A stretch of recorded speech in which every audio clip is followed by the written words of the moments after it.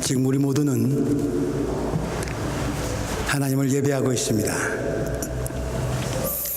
시간을 내고 몸을 움직이고 물질을 바치고 생각과 마음을 집중합니다. 돈 버는 일도 아니고 출세하는 길도 아닌데 말입니다. 하나님을 믿기 때문에 가능한 일입니다. 교회 일 하는 것도 그렇죠. 따지고 보면 귀찮고 손해나는 일이 많은데 누가 시켜서가 아니라 스스로 원해서 합니다. 기쁜 마음으로 봉사합니다. 세상살이의 방식으로는 설명이 되어지질 않습니다. 하나님을 믿기 때문에 가능한 것이죠. 그런데 하나님을 어떻게 믿게 되었습니까? 하나님을 두 눈으로 직접 보셨기 때문에 믿으십니까? 그렇지 않음에도 불구하고 우리는 하나님이 계심을 믿고 있습니다. 하나님의 음성을 두 귀로 직접 들으셨습니까? 그렇지 않음에도 불구하고 우리는 하나님이 성경이나 다른 방법을 통해 나에게, 우리에게 말씀해 주고 계심을 믿고 있습니다. 불의와 거짓과 악이 활개를 치는 세상을 살아가면서도 정의와 선, 사랑과 진리가 마침내 승리하고 하나님의 뜻이 온전히 이루어지는 하나님의 나라가 이루어질 것임을 우리는 바라고 또 믿고 있습니다. 모든 것을 의심하고 경계해야만 그나마 안전하게 살아갈 수 있는 세상에서 무엇을 믿는다? 결코 당연한 일이 아닙니다. 위험한 모험입니다. 더구나 우리 그리스도인들의 믿음의 대상과 내용은 현실과 논리의 차원을 넘어서는 것이기에 과연 내가 어떻게 믿게 되었는지, 내가 무엇을 믿고 있는지 스스로에게 물어본다면 좀 이상할 정도입니다. 신비롭기까지 합니다. 어떤 학교에 말 잘 안 듣는 아주 말썽꾸러기 학생이 하나 있었습니다. 아무리 타이르고 야단을 쳐도 이 녀석 도대체 말을 잘 안 듣습니다. 어느 날 또 큰 잘못을 저질렀습니다. 사고를 치니까 선생님이 이번에는 아주 심하게 된통 혼쭐을 냈습니다. 그러자 그 아이가 벌을 받으면서 괴로운 표정으로 선생님을 쳐다보면서 이렇게 말합니다. 선생님은 옳은 분이기 때문에 옳은 일만 하시고 저는 못됐기 때문에 나쁜 일만 하는 것 같습니다. 만일 선생님이 제 마음속에 들어와 계신다면 저도 착해질 수 있을 것 같아요. 평소 선생님의 가르침이 이 아이의 인격을 형성하는데 별로 영향을 주지 못했던 것 같습니다. 그러니 선생님의 말씀이 마음에 와 닿지 않았고, 마음에 와 닿지 않으니까 한 귀로 들어서 한 귀로 흘러가 버리니까 말 안 듣는 것은 당연한 결과였습니다. 그 학생에게 선생님은 지식을 집어넣어주고 잘못하면 야단쳐주는 그런 기능인에 불과했습니다. 선생님이 참으로 계셔야 할 자리, 학생의 인격과 마음속, 거기에는 선생님이 안 계셨던 거죠. 만일 선생님이 내 마음속에 들어와 계신다면 저도 착해질 수 있을 것 같아요. 학생의 이 말을 이렇게 바꿔볼 수도 있지 않을까요? 만일 하나님이 내 마음속에 들어와 계신다면 저도 믿을 수 있을 것 같아요.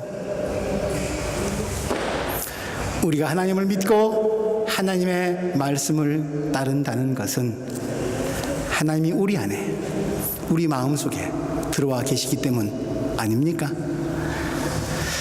사도 바울은 고린도 교회에 보내는 편지에서 이렇게 말하고 있습니다. 고린도전서 3장 16절입니다. 여러분은 하나님의 성전이며 하나님의 성령이 여러분 안에 거하시는 것을 알지 못합니까? 우리의 몸이 하나님의 영이 머무시는 거룩한 집, 성전이라는 말씀입니다. 그렇다면 하나님의 영이 머무시는 우리 몸, 이 몸값은 얼마나 될까요? 65kg 정도 되는 한 성인 한 사람의 몸으로 무엇을 얼마나 만들 수 있을까 실험을 해봤습니다. 몸에 있는 지방으로 세숫비누 7장 정도 만들 수 있다고 합니다. 몸의 60% 정도가 수분이니까 작은 담요 한 장 정도 빨 수 있는 물이 나온다고 합니다. 인체에 포함된 인으로 성냥개비 2,000개 정도 만들 수 있다고 합니다. 탄소로 연필 한 자루 심 만들 수 있다고 합니다. 인체에 포함된 철 성분으로 작은 못 한 개 정도 만들 수 있다고 합니다. 이렇게 만들어진 것들을 돈으로 환산하면 우리 몸값은 5유로도 채 안 됩니다. 몸뚱이보다 몸에 걸치고 있는 것들이 10배, 100배 더 가치가 있습니다.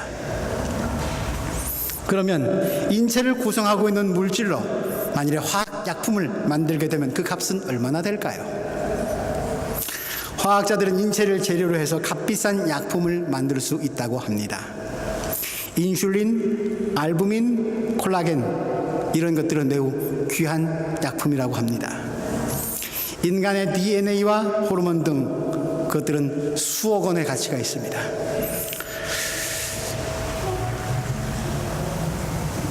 그럼 값이 좀 올라가죠. 그래요. 그러면 그렇지. 감히 나보고 5유로짜리라니. 몇 억 원쯤 가면 이제 조금 인간으로서의 체면이 차려졌습니까? 그러나 인간에게는 실험실에서 뽑아내고 분석할 수 없는 것이 또 있습니다. 이성과 감성, 그런 것들이 있죠. 그런 것들까지 포함한다면 인간의 값어치는 돈으로 따질 수 있는 차원을 넘어섭니다. 보이는 것, 분석되는 것, 측정할 수 있는 것들의 차원을 넘어서 보이지 않는 내부로 깊은 곳으로 들어갈수록 인간의 값어치와 가능성은 엄청나게 커집니다. 그러나 하나님은 인체의 화학 성분에서도 추출되어지지 않고 우리의 믿음은 이성과 감성의 영역에서 분석되는 현상이 아닙니다. 우리로 하여금 하나님을 찾게 하고 알게 하고 믿게 하는 것은 또 다른 영역과 차원에서 일어나는 신비한 현상입니다.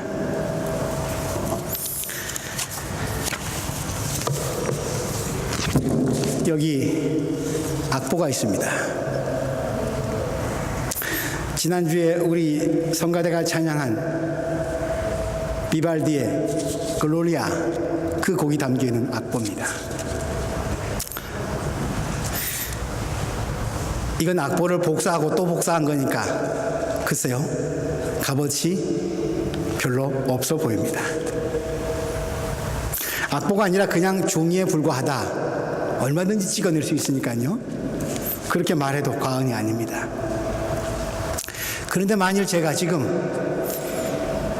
비발디가 직접 손수 음표를 그려 넣은 원본 악보를 들고 있다고 한다면 이건 얘기가 달라집니다. 그 악보에는 비발디의 혼이 담겨 있기 때문이죠.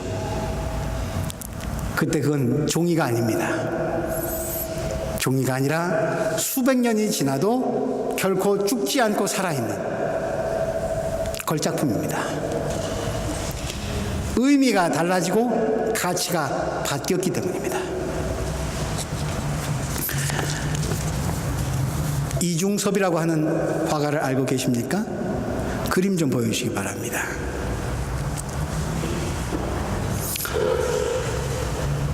소 그림으로 유명한 우리 일본 제국지 시대 때의 화가입니다. 예, 다른 소 그림도 하나 보여주십시오. 흰소라고 하는 이중섭의 굉장히 유명한 그림입니다. 그런데 이분이 살던 시대는 우리나라 실정이 그랬지만 너무도 가난해서 도화지를 살 돈조차 없었습니다. 그림은 그리고 싶고 이분은 쓰레기통을 뒤져서 종이를 구합니다. 어떤 종이? 담배 갑을 싸고 있는 은박지가 있었습니다. 담배 계피를 이렇게 싸고 있었던 은박지였던 거죠. 그 은박지에다가 그림을 그립니다. 넘겨주십시오. 이게 이중섭 화가가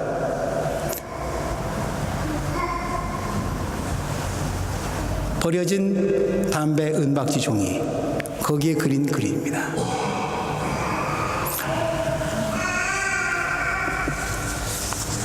담배를 다 피운 뒤에 구겨서 버리는 하찮은 종이, 종이라고도 할 것도 없는 거기에 이중섭의 연필이 닿고 붓이 닿으니까 저 종이가 질적인 변화를 합니다. 이제 그 은박지는 담배 포장지가 아닙니다. 한 가난한 예술가의 혼이 담겨있는 작품이고 이제 저 그림은 국보급 문화유산입니다.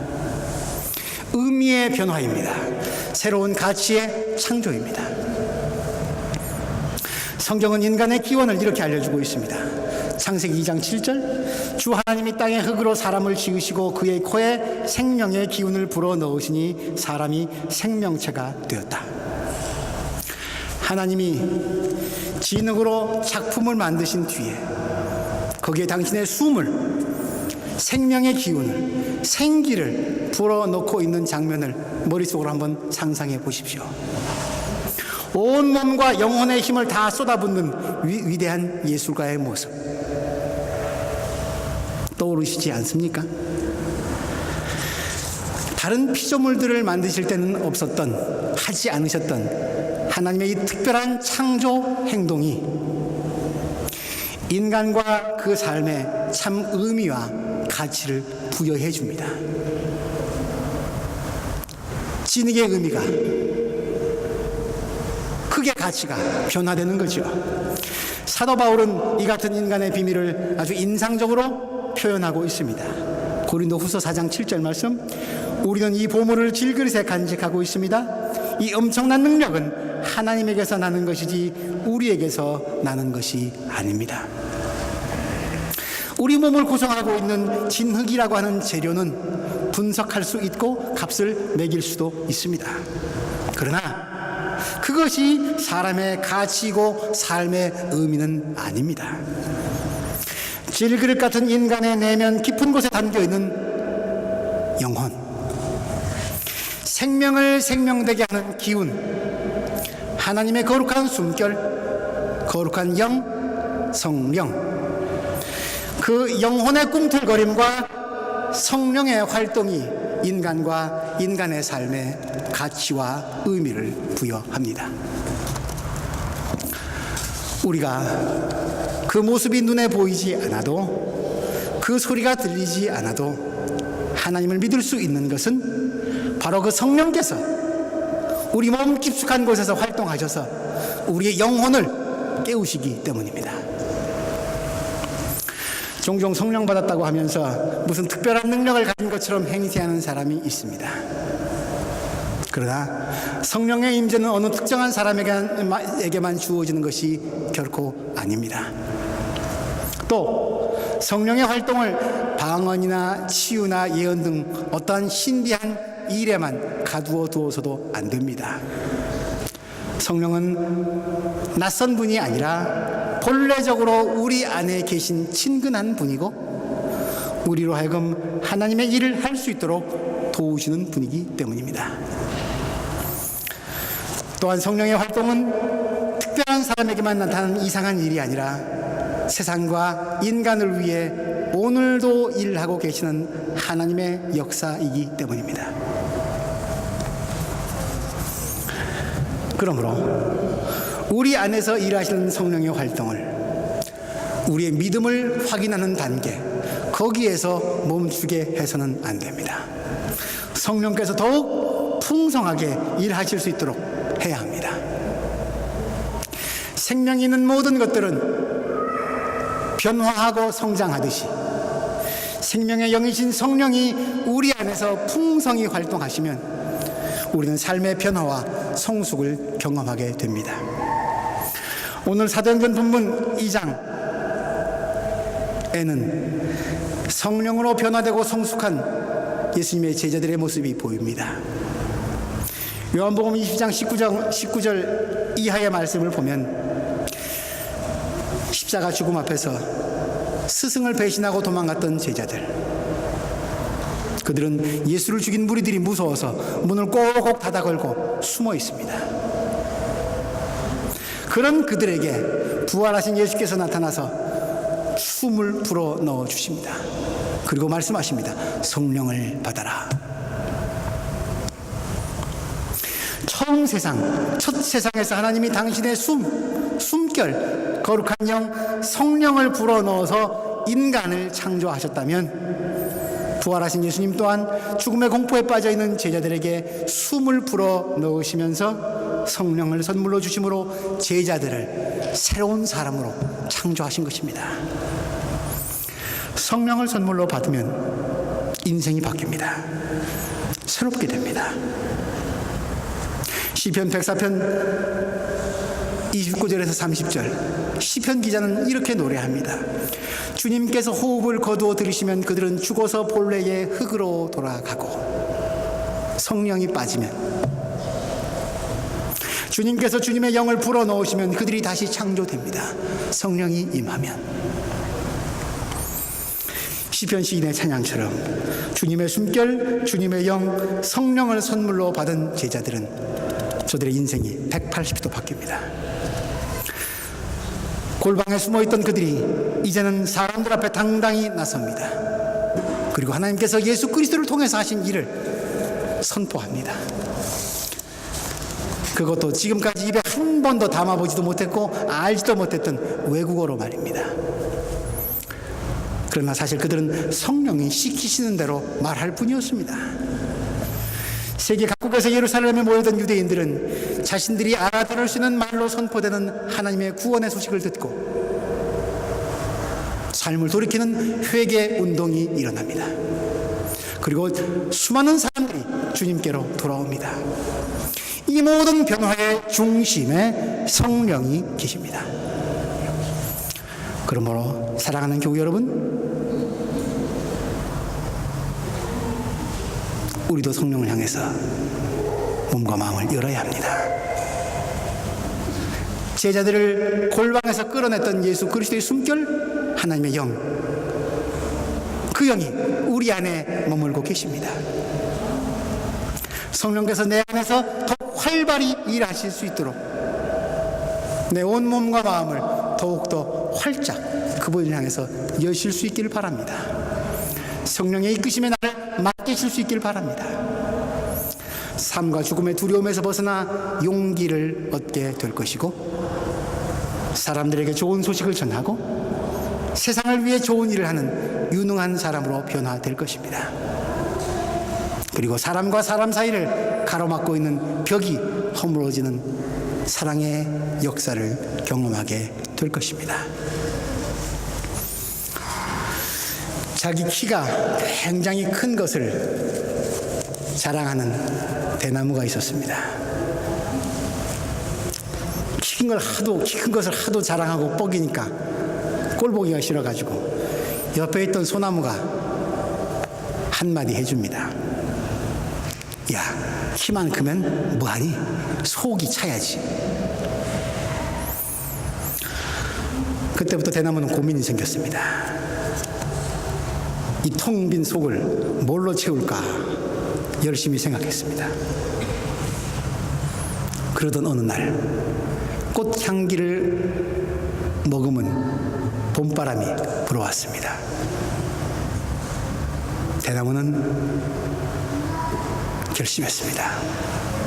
그리고 아픔을 참아내면서 자기 몸 마디마다 구멍을 냈습니다.